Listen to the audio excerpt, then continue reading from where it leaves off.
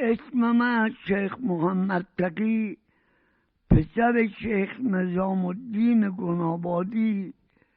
امتیازی که دارم، امتیاز مهمش حفظ قرآنه که قرآن را از 7 سالگی حافظ بودم و تا حالا هم حافظ هستم با تفسیر و ترجمه هاش.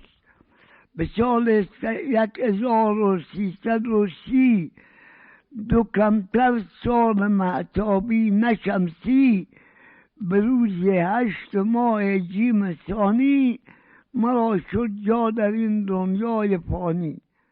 قول میدم که سنه 1400 دنیا به دست امام زمان، 1400 شمسی انشاءالله.